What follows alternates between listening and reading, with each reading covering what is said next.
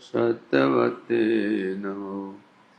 श्री कृष्ण चैतन्य प्रभु नित्यानंद श्री अद्वैत गदाधर श्रीवासादि गौर भक्तवृंद।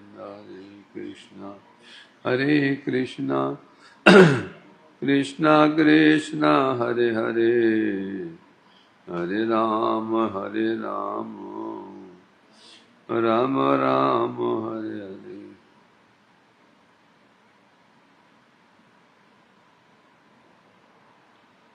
श्री राधे श्रीमद् भागवतम तृतीय स्कंद अष्टाविंशो अध्याय।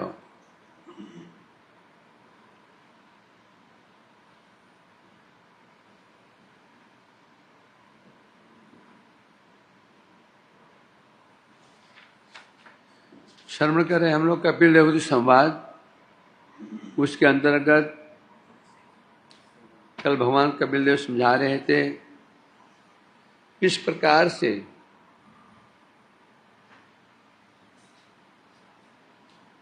भगवान के अंग प्रत्यंग का ध्यान करना है और ध्यान करते हुए चित्त को विषय से हटाना है।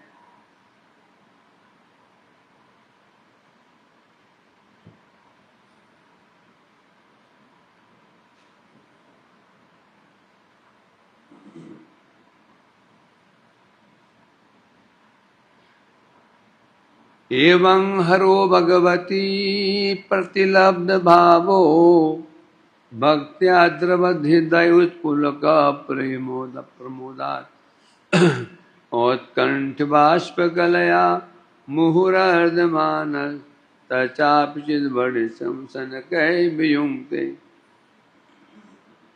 कह रहे हैं इस प्रकार से हरो भगवती प्रतिलब्ध भावो, इस प्रकार से वह साधक भगवान के अंग पर का ध्यान करते करते उसके हृदय में भगवान के प्रति भाव का उदय हो जाता है। लक्षण क्या है? भक्त्या द्रवद हृदय उत्पलक प्रमोदात। जो हृदय भाव उदित हो जाता है, हृदय द्रवित हो जाता है। लक्षण क्या है? द्रवद हृदय, हृदय द्रवित हो जाता है और उत्पुलक प्रमुदात, आनंद से शरीर, उसका शरीर पुलकित हो जाता है। पुलकित मीन्स रोमांचित, है ना। ये रोम है ना, रोम खड़े हो जाते हैं, जिसको बोलते हैं रोंगटा खड़ा होना। ये रोमांच एक प्रकार से नहीं होता, विविध प्रकार से। आनंद, अत्यधिक आनंद हो तो भी रोमांच होता है, अत्यधिक भय हो तो भी होता है। जाते हैं सामने बड़ा बंदर आ गया, सांप आ गया, शेर आ गया तो रोंगटे खड़े हो जाते हैं। कहीं जा रहे परिक्रमा करने के लिए, रात का समय है, सुनसान है, कहीं कबूतर फर करके उड़ा, सुना है भूत रहता है, रोंगटे खड़े होते हैं, होता है ना, झिझी हो जाती है। इसी का रोंगटे खड़े होना, इसी का उत्पलक। तो कपिल देव जी कह रहे हैं जब भगवान के प्रति हृदय भाव उत्पन्न होता है उस समय उसका हृदय द्रवित हो जाता है। तो द्रवित हो जाता है फिर क्या होता है? उसके अंग रोमांचित हो जाते हैं और औत्कंठ्य वाष्प कलया मुवर्धमान। औत्कंठ्य वाष्प कलया, उसकी उत्कंठा अत्यंत बढ़ जाती है और जब बढ़ती है तो फिर वो कैसे प्रकाशित होता है? आनंदाश्रु, नेत्र से अश्रु प्रवाह होने लग जाते हैं उस साधक के। मुंह अर्धमानत चाबिच बड़े सिमसन के वियुक्त। और क्या होता है? मुंह बार बार आनंद अश्रु क्या होता है? सागर में डूबता रहता है, बार डूबता है, एक बार नहीं है? इस प्रकार से आनंद सागर में निमज्जित हो जाता है। होता नहीं, होता रहता है बार बार। इस प्रकार से बता रहे हैं, ज्ञान मिश्रा भक्ति शुद्ध भक्ति परिवेशित होइले चित्त वर्णसी शुद्ध भक्ति प्रभाव योग साधन ध्यान क्रिया प्रत्याग करिया ताजी ध्येय वस्तु योग केवल है मुक्त हो। इस प्रकार से जो योग मिश्रा भक्ति, जो साधक योग मिश्रा भक्ति कर रहा है, योगी है ये, भक्ति को ही महत्व दे रहा है, योग मिश्रा भक्ति हो रही है। उस भक्ति के द्वारा उसकी भक्ति जब शुद्ध हो जाती है, शुद्ध भक्ति में प्रवृत्त हो जाती है, उस समय उसका चित्त बनिश शुद्ध भक्ति प्रभावे योग साधन प्रत्याग करिया। अभी इसको चित्त बनिश कहाँ लगा हुआ है? योग में लगा हुआ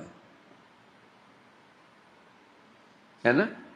व्युक्त करीबे, पहले वो मछुआरा वो बंश कांटे में लगा करके वो केंचुआ डालता है, आटा डालता है, मछली खा लेती है, फिर बाहर निकालता है, फिर उसको उससे उस कांटे को उससे अलग करता है। मछली खाती है ना, कांटा गले में चुभ जाता है, बाहर निकालता है, मछली को भी उससे अलग करता है। उसी प्रकार से साधक क्या करता है? शुद्ध भक्ति के प्रभाव से जो चित्त, अभी चित्त कहाँ लगा था, कहाँ लगा है उसका? भोगों में लगा हुआ है, विषयों में लगा हुआ है। अब उस चित्त को जैसे मछुआरा पहले मछली के लिए चारा फेंकता है, मछली पकड़ फिर उसको निकाल, वहां से उससे मछली से अलग भी करता है। तो ये सामान्य व्यक्ति का जो साधक है, अभी हर चित्त विषय में लगा हुआ है। जब शुद्ध भक्ति योग मिश्रा भक्ति करते करते तो शुद्ध भक्ति में प्रवेश कर जाता है, तो क्या होता है? फिर उसका चित्त योग साधन से विमुख हो जाता है। अभी चित्त कहाँ लगा उसका? योग साधन में, योग में। तब उसका चित्त ध्यान आदि जो योग साधन है, यम नियम इत्यादि उसको परित्याग कर देता है, और करके ध्येय वस्तु कैवल्य से निर्मुक्त है। ध्येय वस्तु कर्मशः धीरे धीरे धीरे धीरे क्या होता है? उसको मुक्ति प्राप्त हो जाती है। ठीक है, मैं कह रहे हैं, किंतु जिन्हें मंदमती, जो मंदमती लोग हैं, जिनकी मति मंद है, मंद बुद्धि है, और महातेर अनुग्रह लाभ वंचित, जिनको महापुरुष की कृपा प्राप्त नहीं हो पाई है, मंदमती है, महापुरुष की कृपा प्राप्त नहीं हो पाई है, एक पर ध्यान माधुरी उपभोग करिया हो, ऐसे व्यक्ति भगवान के ध्यान माधुरी का आस्वादन करने पर भी वह हर आस्वादन निष्ठा प्राप्त ना हुआ है, त्याग करके इच्छा करें। ध्यान कर रहा है, भगवान के चरणों का ध्यान किया, मुकम्मल का ध्यान किया, जो श्रवण किया हमने, ध्यान माधुरी का अनुभव भी कर रहा है, अनुभव करने पर भी आस्वादन में निष्ठा उसकी नहीं है। क्यों नहीं है? क्यों नहीं हुई? एक तो मंदमती है, दूसरा महत कृपा उसके ऊपर नहीं है। यदि महत कृपा नहीं होगी तो फिर कुछ होने वाला नहीं है।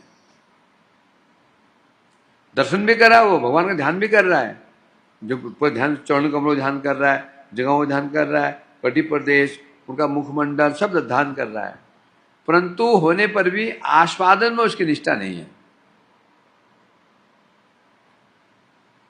रसगुल्ला श्रेष्ठ है, कीमती है, बहुमूल्य, जानना एक बात है, परंतु ये जानने के बाद भी हो सकता है कि आस्वादन में निष्ठा नहीं हो। ये लोग ऐसे होते हैं जिनकी मिठाई में रुचि नहीं होती, उन्हें पता है रसगुल्ला कितना महंगा होता है, घेवर कितना महंगा है, 800 रुपये किलो, हाँ कितना 900 रुपये किलो है। पता है उनको कीमती है, पर होने पर भी मिल भी गया तो आस्वादन में रुचि हो जाएगी नहीं। तो सारा खेल इसका है।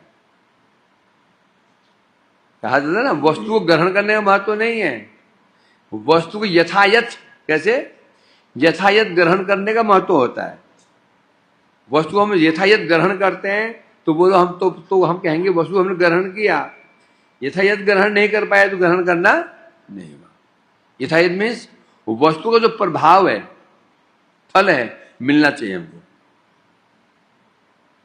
है नहीं मिला, है रसगुल्ला खाया, हलवा खाया और सूखी रोटी खाई, दोनों से पेट भरा? पेट तो दोनों से भरेगा ना।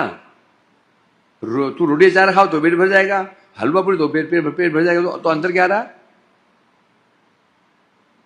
क्या अंतर रहा आनंद भाई? रोटी अचार खाया तो पेट भरा, हलवा पूरी खाया तो पेट भरा। दोनों अवस्थाओं में खाने की इच्छा नहीं है कुछ और। जिन्हें रोटी अचार खा के पेट भर लिया उसे बोलो तुम रसमलाई खा लो तो नहीं और इच्छा नहीं है। दोनों में अंतर क्या है? पेट तो भर गया, परंतु समस्या क्या थी? आस्वादन नहीं हुआ, है ना। तो यहां के इस प्रकार से महत्व आस्वादन का है। तो यहां कह रहे हैं जिस प्रकार से रसगुल्ला आज मिलने के बाद भी उसके प्रति निष्ठा हो जाएगी, आस्वादन में संभव नहीं है। उसी प्रकार से बता रहे हैं जो मंदमती हैं, जिन पर महत कृपा नहीं है, वंचित है, महत कृपा से वंचित हैं, तो ऐसे लोग भगवान के ध्यान माधुरी का अंग माधुरी का उपभोग करने पर भी आस्वादन की निष्ठा नहीं हो पाते, बल्कि क्या करते हैं? वहां से चित्त को हटाने की चेष्टा करते हैं। जो ध्यान माधुरी उनके अंग का ध्यान कर रहे हैं, चित्त को ध्यान से हटाने की चेष्टा करते हैं, इच्छा करते हैं। कौन करते हैं ऐसा? यही है योगी, यही है योगी। इसको योगी कहते हैं। केवल योगी निष्ठा प्राप्त हो रहा है। योगी मध्य अति निकृष्ट ही है। यही इसलिए कहा ना, एक तरफ ज्ञानी एक तरफ योगी, दोनों में निकृष्ट कौन है? यद्यपि योगी लोग भगवान का स्वरूप मानते हैं, परमात्मा स्वरूप मानते हैं, चतुर्भुज रूप मानते हैं, और ज्ञानी लोग नहीं मानते, निर्विशेष ब्रह्म ज्ञानी मूर्ति नहीं मानते हैं। वो कहते हैं जीरो शून्य, क्या है? निराकार है। तो इनमें निकृष्ट कौन है? क्यों? क्योंकि भगवान का दर्शन करने के बाद भी, उनका ध्यान करने के धारणा ध्यान समाधि ध्यान करने के बाद भी उनकी रुचि नहीं हुई, बल्कि फिर क्या करते हैं? ध्यान करते हैं, उसके बाद फिर धीरे धीरे अब चित्त को वहां से हटाते हैं। पहले क्या करेंगे? यम, नियम, आसन, प्राणायाम, धारणा, ध्यान, उसके समाधि में भी धीरे धीरे चित्त को वहां से हटाना है। अब मोक्ष की ओर बढ़ना है। तो निर्विशेष ब्रह्म ज्ञानी क्या है? वो तो ध्यान करते हैं नहीं भगवान का। क्या अंतर है? इसलिए कह रहे हैं यहां पर, वो कौन सी योगी हैं? वो निकृष्ट योगी हैं, भक्त से वंचित, भक्त से वंचित हैं। समझो, ये होता ना केवल योगी, भक्ति मिश्र योगी, योग मिश्र भक्त। कौन है ये? एक केवल ज्ञानी, केवल योगी, केवल कर्मी। कर्मी ज्ञानी योगी। कर्मी किसे कहते हैं? जो केवल कर्म का आश्रय ग्रहण करता है। ज्ञानी केवल ज्ञान का और योगी योग का। सेकंड कंडीशन क्या है? भक्ति मिश्र कर्म, भक्ति मिश्र ज्ञान, भक्ति मिश्र योग। तीसरी कंडीशन क्या है? ज्ञान मिश्र भक्त, कर्म मिश्र भक्त और तीन। पहले केवल कर्मी, ज्ञानी, योगी। तो कर्मी ज्ञानी होगी। दूसरा कंडीशन उसमें भक्ति थोड़ा मिल गई। तीसरा भक्ति अधिक है, उसे कहते हैं प्रधानीभूता भक्ति। पहली कौन सी है? गुणीभूता भक्ति। तो इसलिए कह रहे हैं यहां पर, तो समस्या क्या है यहां पर? समस्या यही है उनको सत्संग नहीं मिल पाया। यदि सत्संग प्राप्त नहीं, साधु के महत कृपा, साधु कृपा प्राप्त नहीं हो पाई तो आस्वादन नहीं होगा, है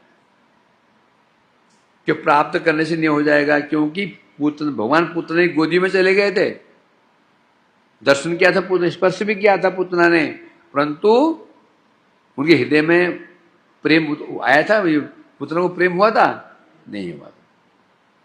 इसलिए कह रहे हैं यहां पर भक्ति द्वारा ही दीयमान 20 प्रकार दुख नाशपूर्वक प्रत्येगात्मा अनुभवात्मा मोक्ष प्राप्त हो था। क्या है?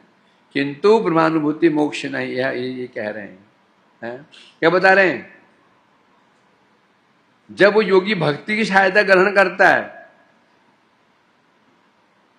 जब भक्ति की सहायता जब ग्रहण करता है, वो ग्रहण करता है, फिर क्या होता है? वो क्या होता है? उसके कारण जो उसके दुख नाश हो जाते हैं। दुख कितने हैं? 21 प्रकार के दुख का विनाश हो जाता है, और विनाश होकर के क्या, तब उसको मोक्ष प्राप्त होता है। मोक्ष प्राप्त होता है कब? भक्ति के द्वारा। यदि भक्ति का आश्रय ग्रहण नहीं करेगा, मोक्ष प्राप्त दूर की बात है, क्या हो जाएगा? उसका नरक गमन हो जाएगा। केवल ज्ञान, केवल योग, केवल कर्म, ये निश्चित रूप में इन्हें कल्याण संभव नहीं है। तो पहले चला गया ना, भक्ति बिना कौन साधन देते न रे बल, सब फल दे भक्ति परम पर बल। क्योंकि कर्म ज्ञान योग ये अपना फल नहीं दे सकते भक्ति के बिना। यदि ये कर्मी व्यक्ति भक्ति की सहायता न ले, ज्ञानी भक्ति की सहायता न ले, तो उनको उनका फल ही मिलने वाला नहीं है। इसलिए कह रहे हैं जब भक्ति करता है, वो भक्ति के साथ ग्रहण करता है, तो ही उसको मोक्ष प्राप्त होता है। क्या ईशु कह रहे हैं यहां पर? हरो भगवती सकलेर मन हरणकारी भगवान। कौन? हरि। यहां भगवान हरि कहा गया। हरि क्यों कहते हैं? हरति, जो हरण करते हैं, सबके उनको हरण करने वाले जो भगवान हैं, वह हरि हैं, भगवान हरि हैं। कैसे है? कैसे हैं वो? षड्विध ऐश्वर्य परिपूर्ण। दो शब्द हैं, हरि और भगवान। हरो भगवती,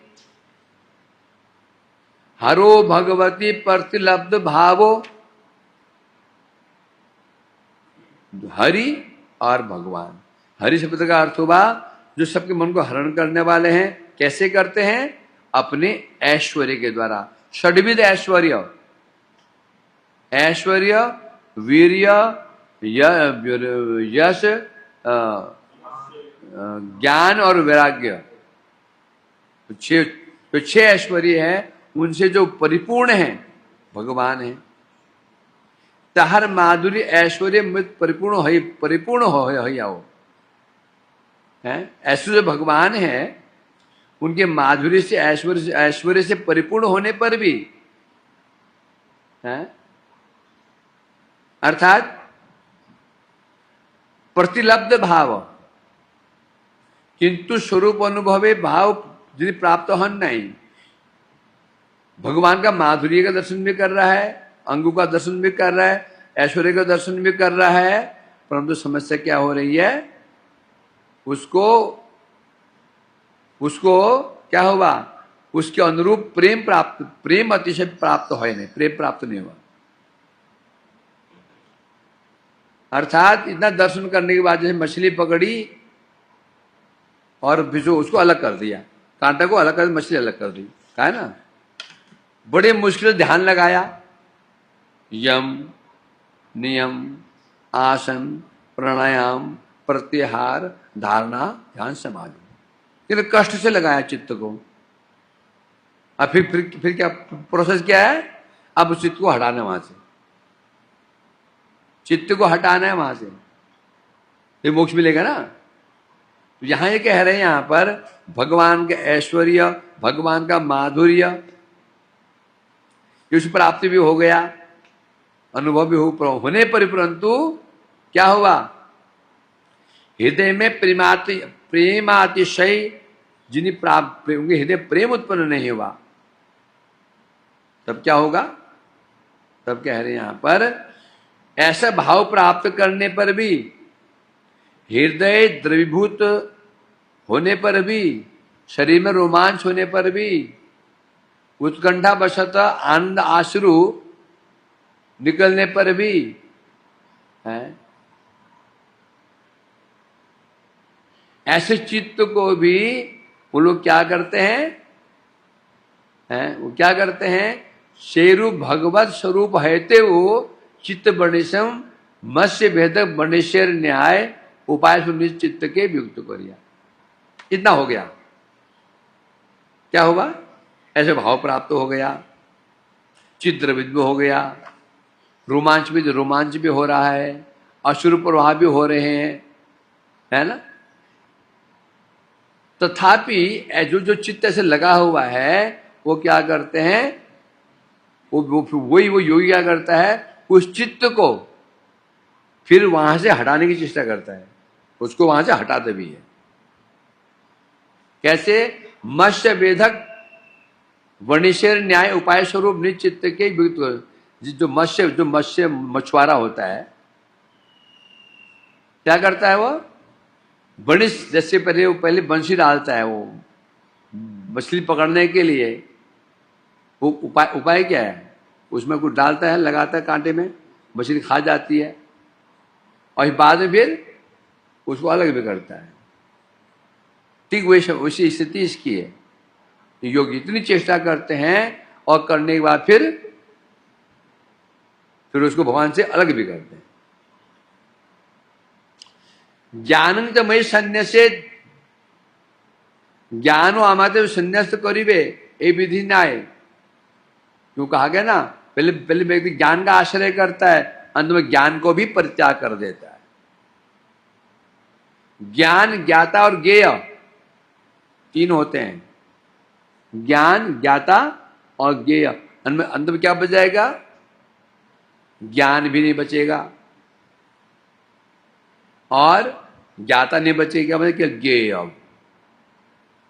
ज्ञेय ये मैंने ज्ञान मार्ग में ब्रह्म, समझे क्या नहीं। भक्ति मार्ग में क्या है, भक्ति नित्य है, साधन अवस्था में भी है और यहां पर भी वहां पर भी है। परंतु ज्ञान मार्ग में, योग मार्ग में क्या है, केवल यहीं पर ही बस हो गया, साधन है, बस हो गया। सिद्धि मिलते ही तो साधन नष्ट हो जाता है। ये जो साधन किया था, उपाय किया था उसने, उपाय जैसी सिद्धि मिली, मोक्ष प्राप्त होगा, अब वो उसने जो ध्यान किया था उसको हटा देता है। ये स्थिति है इनकी। ज्ञान मार्ग भी ऐसा ही है, योग मार्ग भी ऐसा ही है, कर्म मार्ग भी ऐसा ही है। व्यक्ति कर्म करता है, यज्ञ आदि करता है, कब तक करता है, बस सिद्धि मिली पर त्याग कर दिया, करते हैं ना। स्वर्ग मिल गया, भोग मिल गया, खत्म। 16 शुक्रवार किए, 16 मंगलवार किए, फल मिल गया, छोड़ दिया। ज्ञान भी ऐसे ही है, ज्ञानी का ज्ञान का अवलंबन करता है, करते करते करते बस सिद्धि हो गई, ज्ञान छोड़ दिया। योगी भी ये कर रहा है, जो उसने जो साधन किया था, यम किया था, ध्यान धारणा, ध्यान समाधि किया था, भवन अंगों का ध्यान भी किया था, अंत में उसको भी फिर परित्याग कर हैं। इसलिए बता रहे हैं,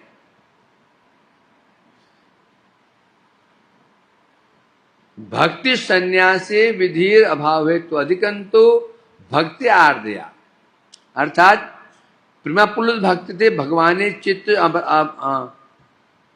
अर्पण पूर्वक भगवत व्यक्ति अन्य किसी देखे थे इच्छा करी बिना। परंतु दूसरे क्या होता है, हैं। दूसरी ओर क्या होता है, जो भक्त होता है, जिसका चित्त भक्ति से आर्द्र हुआ है, जिस चित्त भक्ति से द्रवित हुआ है, उसी क्या स्थिति होती है, वो अपने चित्त को भगवान को समर्पित कर देता है। उस समय भगवत स्वरूप व्यतीत वो कुछ भी देखने की इच्छा नहीं करता है ना। तो एरु भक्ति प्रत्यागर विधि निषेध था का है ना। तो ऐसी भक्ति को पहले तो योगी व्यक्ति आया, परंतु भक्त होता है, उसकी क्या विशेषता है, भक्ति चित्त द्रवित हो चुका हो जाता है, फिर वो भक्ति को छोड़ने की इच्छा नहीं कर सकता, हमेशा प्रभु का दर्शन करने की इच्छा करता है।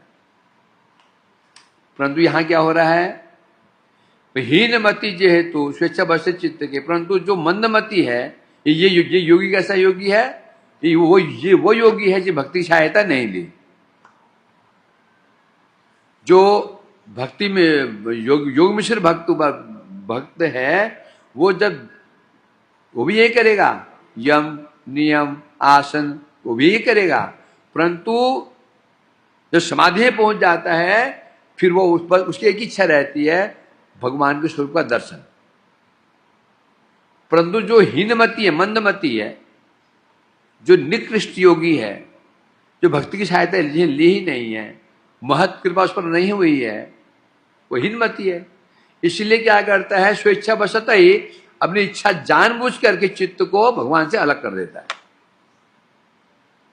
उसी वो इस मुझे बैठा हुआ है क्या, जब तक मैं साधन को अलग नहीं करूंगा, साधन में होता है साधन अवस्था में, सिद्ध अवस्था में नहीं। जब सिद्ध हो गया तो मैं साधन क्यों करूंगा, मैं नियम तो ये होता है। उसमें क्या करता है, साधन को परित्याग करने की स्वयं चेष्टा करता है, स्वयं चेष्टा करता है।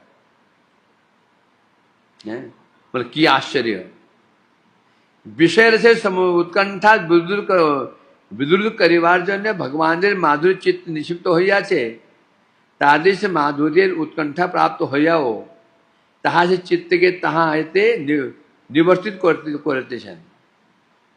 यहाँ टीकाकार कहते हैं कैसे आश्चर्य की बात है। क्या पहले उसने क्या किया, विषय की जो उसकी उत्कंठा विषय में लगी हुई थी, विषय से उत्कंठा नष्ट करने के लिए उसने क्या किया, भगवान के माधुर्य का स्मरण किया, है ना। और जब विषय रस विषय आसक्ति नष्ट हो गई, है ना, अब उसको भगवान माधुर्य का अनुभव भी हो गया, क्योंकि बिना अनुभव छोड़ेगा नहीं। जब तक उसको भगवान के माधुर्य का अनुभव नहीं होगा तो विषय रस क्या छोड़ देगा वो। इसका मतलब उसको अनुभव तो हुआ था, उसको अनुभव तो हुआ ही होगा ना, जो क्या छोड़ देगा वो। परंतु आश्चर्य की बात यह है, ऐसा माधुर्य, और क्या माधुर्य, भगवान का माधुर्य अनुभव करने के बाद उसने विषय को छोड़ दिया, है ना। आश्चर्य यही है, फिर उस अपने चित्त को उस माधुर्य से हटाने की फिर चेष्टा भी कर रहा है, और भी स्वेच्छा से। एक होता है भाई हम भजन करना चाहते हैं, परंतु इच्छा हो रही दर्शन भगवान का करूं, तो चित्त यहाँ भाग रहा है, अजय अभी हमारा हम लोगों का है, हम चाहते हमारा मन कहाँ लग जाए, भगवान में लगा रह गया, इधर उधर इधर उधर चेष्टा कर रहे हैं। और ये क्या कर रहा है, इसका मन लग गया, चित्त लग गया है, समाधि हो गया, समाधि चित्त हो गया, और ये मूर्ख चित्त को वहां हटाने की चेष्टा कर रहा है। आत्मा तो स्वतः सिद्ध है, भगवान का ही अनुभव हो गया, अनुभव नहीं हुआ, क्या अनुभव हुआ, यही तो आश्चर्य है। भगवान के रूप का दर्शन तो कर लिया उसने, दर्शन तो कर लिया, परंतु साधन उसकी बुद्धि में क्या बैठा हुआ है, आत्मा तो स्वतः सिद्ध है। हाँ स्वतः सिद्ध है, बुद्धि में यहाँ क्या, बुद्धि में क्या बैठा है उसका, बुद्धि में क्या बैठा है उसका, मोक्ष। उसको लेकर यहाँ बुद्धि में जो साधन की बुद्धि से कर रहा था, वो मोक्ष की प्राप्ति के लिए साधन कर रहा था वो, उसने ये भक्ति क्रिया को साधन माना हुआ है। क्या माना हुआ है? साधन माना हुआ है। बोले महत कृपा की, महत कृपा नहीं मतलब क्या हो गया? उसने महत कृपा मतलब महापुरुष का संग नहीं किया, जिस कारण भक्ति की महिमा समझ नहीं पाया। वो ये समझे बैठा हुआ है जो भक्ति है ये साधन मात्र है, बस। क्या है? साधन मात्र है, बस। एक दिन हमको साधन छोड़ना है। जब उसे बुद्धि में ये बैठा हुआ है, क्या करेगा वो? भगवान का दर्शन होने के बाद कुछ नहीं होगा। दर्शन नहीं होगा। कैसे हो जाएगा? अरे वो माने ही बैठा हुआ है ना, वही माना। वो क्या माने बैठा है? ये जो मैं देख रहा हूं ये नित्य नहीं है। फॉर एग्जाम्पल, जादूगर ने तुमको कोई सुंदर चीज दिखा दी, बना दी, है ना? तो तुम्हारी बुद्धि में क्या बैठा हुआ है? ये जादू की चीज है। आगे से सोचा कुछ पर दी है? उसने हाथ में रसगुल्ले बना दिए, क्या तुम खाने की इच्छा होगी? बल्कि जादू से बनाया ना, तो मन में क्या बनाया क्या नहीं बनाया, बस ये समस्या है। सारा खेल क्या है? यहां सिद्धांत क्या बैठा हुआ है? यहां कह रहे हैं, ये तो आश्चर्य है, भगवान का दर्शन, माधुरी का दर्शन भी कर रहा है, उनके ऐश्वर्य दर्शन भी कर रहा है, देखने के बाद भी ये भी देख रहा है कि मेरा चित्त विषय में लगा हुआ था। फिर उसको भगवान के अंग माधुरी का अनुभव भी हुआ, नहीं हुआ तो कैसे छोड़ देगा वो विषयों को? जिसके कारण विषय से मुक्त हुआ, फिर अब उसको ही परित्याग करने की चेष्टा कर रहा है। इसे उदाहरण दे रहे हैं, जिस तरह ने मछली पकड़ी, फिर क्या कर रहा है? उसको मछली को उसे अलग भी कर रहा है। यही तो आश्चर्य है। हीनमति, मंदमति है। दो कारण बताए, एक तो मंदमति है, उस पर सबसे बड़ी बात क्या है? महत कृपा। यदि भगवान की कृपा हम पर नहीं हुई, वैसे संत कृपा नहीं हुई, तो भगवान दर्शन करने के बाद भी, अच्छा लगने के बाद भी, केवल हम क्या मानेंगे इसको? भगवान, बस। ये क्या है? केवल साधन मात्र है, नित्य नहीं मानेंगे। इतना आसान नहीं, इसलिए बता रहे हैं यहां पर, तहा से चित्त के, जो चित्त है भगवान माधुरी में लग गया, उससे भी निवर्तित को रीति से हटा रहा है, वहां से जबरदस्ती हटा रहा है।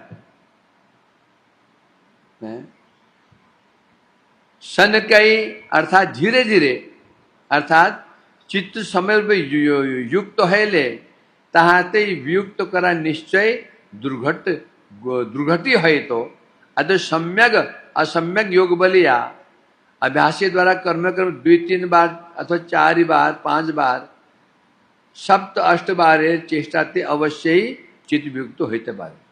अब बता रहे हैं, एक बार चित्त भगवान में लग जाए तो हटे कैसे? है तो कैसे चित्त हटे? तब बता रहे हैं सन कई, है ना?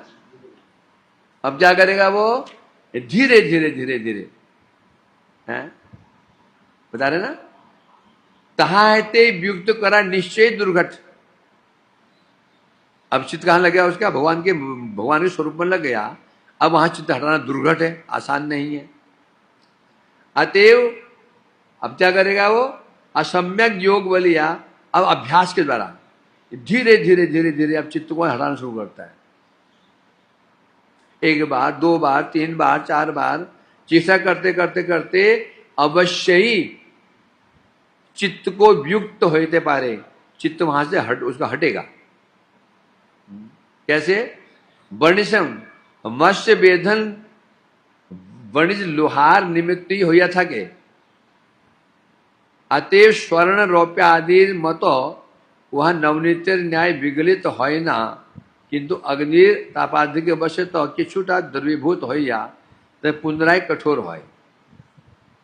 क्या बता रहे हैं? वणिश, मत्स्य भेदन का जो वणिश है, उसको कौन बनाता है? लुहार बनाता है, लुहार बनाता है उसको, लुहार है। किससे बनाता है उसको? लोहे से बनाता है। अतएव स्वर्ण रुपये आदि मत आधा नवनीत न्याय विगलित है ना, है ना। तो यहां बता रहे हैं सोना और चांदी जैसे पिघल जाते हैं, सोना क्या होता है? बिल्कुल द्रवित हो जाता है, चांदी बिल्कुल द्रवित हो जाता है, लोहा द्रवित नहीं होता। लोहा गर्म हो जाएगा, छोड़ दो उसको, फिर वैसे शक्त हो जाता है। तो यहां कह रहे हैं जैसे वो बनिश जो यंत्र है मछली पकड़ने का, वो क्या होता है? जब अधिक ताप दो, ताप देने से थोड़ा नरम पड़ जाता है। जब लोहे को डालते हैं ना, फिर मारोगे तो वो लोहा पिचकता है, कुछ कुछ द्रवित हो जाता है लोहा। सोना पानी बन जाता है, बिल्कुल पानी जैसे बन जाता है, सोना लिक्विड बन जाता है, चांदी में लिक्विड बन जाता है, जल्द ढाल लो उसको। बोलो यहां इस पर क्या कह रहे हैं कि कैसे बन जाता है? परंतु जो लोहा है, जब हम ताप देते हैं कुछ द्रवित होता है, कुछ द्रवित, और जैसे ताप बंद कर दो फिर कठोर हो जाता है ना। इसलिए कह रहे हैं द्रवद हृदय, यहां बोला हुआ है, अर्थात द्रवद हृदय का मतलब है द्रुत हृदय, अर्थात विगलित चित्त। यहां क्या कहा गया? द्रवद हृदय।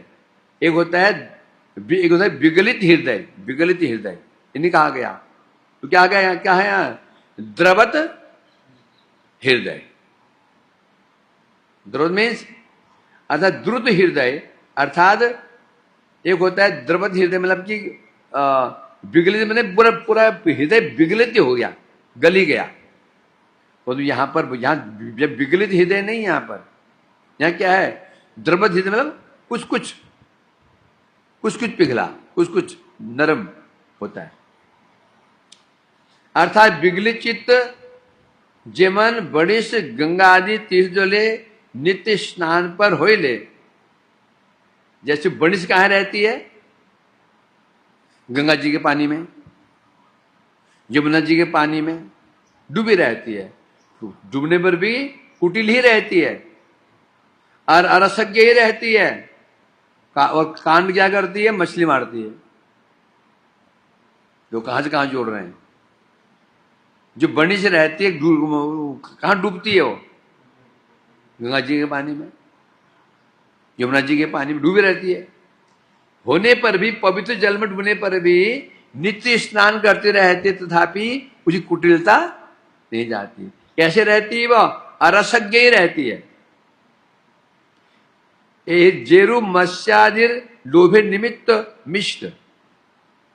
अब यदि भी वो जो बनिश है वो मीठी नहीं है, परंतु वो जो मछली जो घूम रही है उच्चानी में, वो उसके लिए क्या है? वो उसके लिए क्या है? मीठा। मछली क्या देख रही है? उसको रस के रूप में देख रही है। मछली उसको रस के रूप में देख रही है, वास्तव में रस नहीं है वो, है ना। पिष्टकन खंडेर द्वारा आवृत मुख, क्योंकि वो जो बनिश जो कांटा है उसमें क्या लगा रखा है? आटा से उसके मुख को ढक रखा है, आवृत कर रखा है। जो कांटा है ना वो ढका रखा है ना। आवृत मुख है ले वो दाम्भिक, तो कहां से कहां जोड़ रहे हैं। यद्यपि बाहर से आटा लगा रखा है, आटा पर नरम होता है, परंतु अंदर से क्या है? वो कठोर है ना। तात्पर्य क्या है? बाहर जो हो सकता है कोई बड़ा मीठा बोल रहा हो, बड़ी मीठी बातें कर रहा हो, अंदर दम्भ रहे तो, अहंकार रहे तो। तद्रूप निंदित योगी चित्त, जो निंदित योगी है उसका चित्त भी तीर्थ स्नान से पवित्र होने पर भी कठोर कुटिल होता है। हो गया ना बात? आप वहां जोड़ लो वहां से। अर्थात जो ये कुटिल योगी है, ये भगवान का दर्शन भी किया, स्वरूप का दर्शन भी किया। दर्शन करने के बाद भी हृदय द्रवित कुछ क्षण हुआ, कुछ क्षण हुआ, बस हो गया। अगले क्षण फिर कठोर, है ना। तो ये इसलिए कह रहे हैं यहां पर उदाहरण का, इसलिए उदाहरण कैसे उदाहरण दिया उसको, बणिश है। एवं भगवान आकर्षण ध्यान भक्ति द्वारा बाहिरे आवृत मुख हो ले। भगवान का जो ध्यान उसने किया, उनके स्वरूप का दर्शन किया, अंदर से थोड़ा थोड़ा क्या हुआ है, बाहर से कुछ ऐसे लगा जैसे कुछ नर्म पड़ गया हृदय। दर्शन के आंसू आ रहे हैं ना, आंसू तो आ रहे हैं, उसके भी आंसू आ रहे हैं, उसको भी रोमांच भी उसको हो रहा है। तो ये ऐसा ही है जैसे अंदर से बणिश कठोर है, बाहर से आटा क्यों लगाओ अंदर, है ना। अर्थात बाहर से आंसू आ रहे हैं इसको रोमांच के द्वारा, दर्शन के द्वारा, है ना। इसी के क्या बोला गया, सात्विक भाव 4 प्रकार के होते हैं, रत्याभास भाव, सत्वभास भाव, निसत्व और प्रतीप। ये सात्विक भाव नहीं है, सात्विक भावाभास। रत्याभास भाव, ये क्या रत्या भाव, जहां पर जैसे ज्ञानी लोग होते हैं, कोई ज्ञानी व्यक्ति माला कर रहा, भजन कर रहा है, उसके आंख से आंसू निकल रहे हैं, रोमांच हो रहा है, रत्याभास भाव, सात्विक भावाभास। रत्याभास भाव, सात्विक भावाभास। ज्ञानी व्यक्ति उद्देश्य क्या है, मोक्ष। उद्देश्य क्या है, मोक्ष। भगवान को निराकार मानता है, उद्देश्य मोक्ष है, परंतु आंसू निकल रहे हैं उसके, क्यों निकल रहे हैं, आनंद से। आनंद क्या हो रहा है कि जो मोक्ष मेरे को इतने कठिनता से मिलता, मुझे कितना वैराग्य करना पड़ता, ये हरिनाम से हो जाएगा। अब जो आंसू लग रहे हैं, लग रहा है कि बड़ा ये हृदय द्रवित हो गया, द्रवित नहीं हुआ। अंदर से कामना क्या है, अंदर से भावना वही है, हम ब्रह्मास्मि, मैं ब्रह्म बन जाऊंगा। तो बाहर से जो आंसू निकल रहे हैं, ये केवल क्या है, ये भी आनंद से हो रहा है। आनंद क्या है कि मैं आसानी से ब्रह्म बन जाऊंगा। उसी पर योग में ऐसा ही है, योगी व्यक्ति ध्यान तो कर रहा है भगवान का, परंतु शिव प्रवृत्ति नहीं है। भावना क्या है, मैं इनमें मिलकर के एक हो जाऊंगा। लो, एक होता है कोई व्यक्ति हमें सुंदर लगा, है ना, हम भगवान के हम सेवा करेंगे। दूसरा क्या होता है, इनकी भावना क्या है, शिव भावना नहीं है। भावना क्या है, मैं परमात्मा मिलकर के एक हो जाऊंगा। अंदर क्या भावना, अंदर क्या भरी हुई है, मैं ही परमात्मा बन जाऊंगा। और बाहर से रोमांच आदि क्यों हो रहा है, आनंद से हो रहा है। आनंद क्यों हो रहा है कि जो मुझे कितनी कठिनता से प्राप्त नहीं होता, मुझे भक्ति से सहज ही मिल जाएगा। तो भक्ति को उसने साधन माना हुआ है।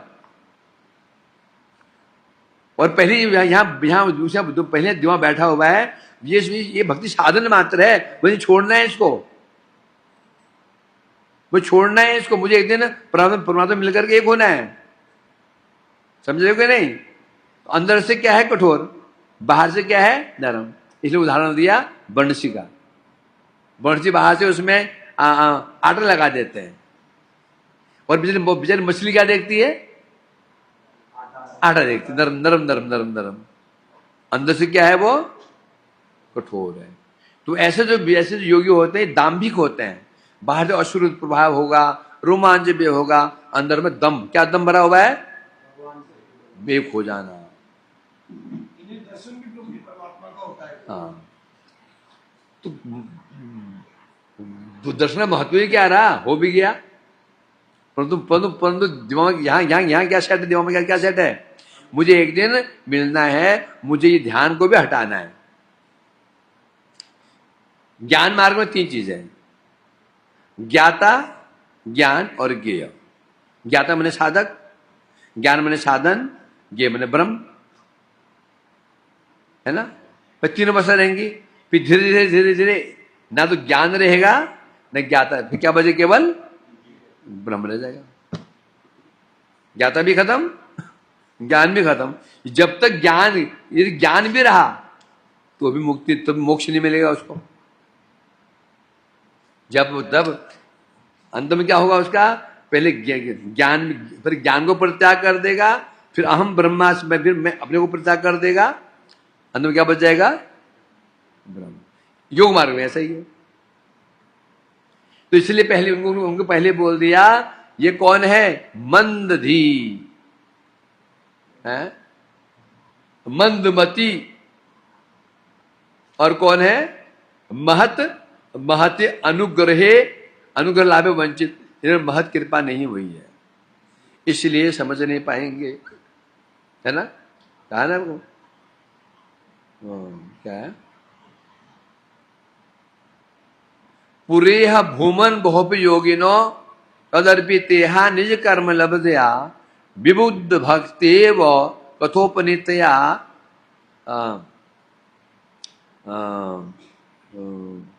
कथोपनीतया परपेदिरे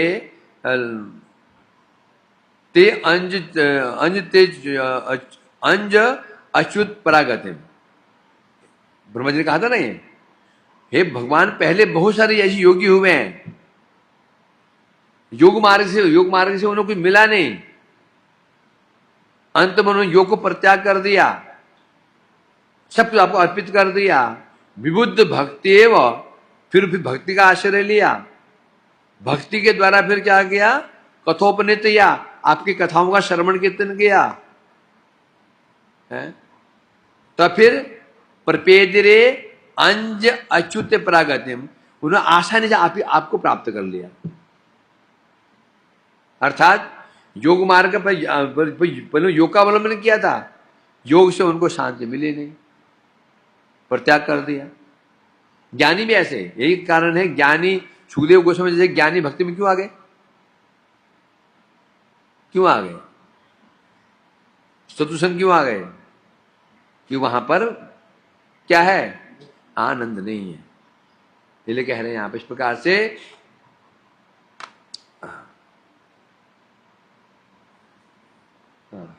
तो ऐसे जो जोगी लोग होते हैं, बाहर से असुर पर लग रहा है कि भगवान का दर्शन करके आनंद हो रहा है, तो तुमने कहा ना अभी, दर्शन तो हो रहा है तो आनंद भी, उनका आनंद हो रहा है, तुमने कहा, तो तुम्हारी हालत तो दूसरा और आदमी क्या सोचेगा, तुम कथा सुने, तुम्हें सोच, तुम्हारे मन में भाव आ गया, जब दर्शन कर रहे हैं भगवान का, आनंद भी हो रहा है, अनुभव भी हो रहा है, छोड़ेंगे कैसे, कहा था ना। तो तुम ये कह रहे हो, सुनने के बाद भी तो सामान्य व्यक्ति क्या सोचेगा, वही मानेगा ना,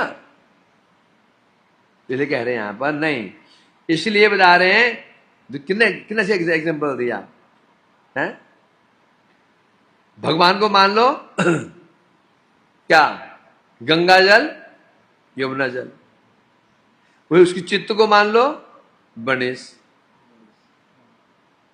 मान लो ना, गंगा वो कांटा कहाँ घूमता रहता है, हमेशा डूबा रहता है गंगा जी में, गंगा जी में जमुना जी, पर वो तो भी वो कुटिल ही रहता है, कुटिल ही रहता है, बाहर से आटा भी चिपका है, नरम नरम भी है, अंदर से महाकुटिल। तो ऐसे योगी और ऐसे ज्ञानी, बाहर से इनका चित्त द्रवित भी हो रहा है, आपको असुर प्रभाव हो रहा है, अंदर से क्या है, कपटता है। इसलिए कहा ना, धर्म प्रोजित कैतवात्र परमो निस्मरा निर्मसरा नाम सतांग, है ना, कौन कह रहे हैं शुरू हमें, धर्म प्रोजित कहतवा, प्रोजित कहतवा, प्रउज्जित कहतवा, कहते मैंने कपट, प्रकृष्ट रूप में परित्याग करना होगा, या प्र शब्द प्र से क्या लिया गया, मोक्ष, मोक्षी कामना, ये बड़ा कपट तो धर्म भी है, अर्थ भी है, काम भी, कपटता ही है, परंतु जो मोक्ष है वास्तव असल कपट क्या है, मोक्ष। कैसे कपट है, छोटा उदाहरण, बच्चा 3 साल का बच्चा, 1 साल का बच्चा है, वो भी कपट करता है, रोता है एक खिलौने के लिए।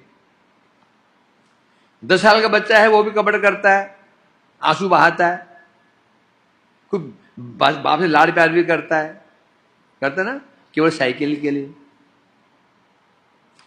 कॉलेज में गया, वो भी कपट कर रहा है, खूब खूब दिखा रहा है पापा का, जब काम निकलता खूब लल्लू चप्पू करते हैं ना माता पिता का, वो भी कर रहा है केवल एक बाइक के लिए।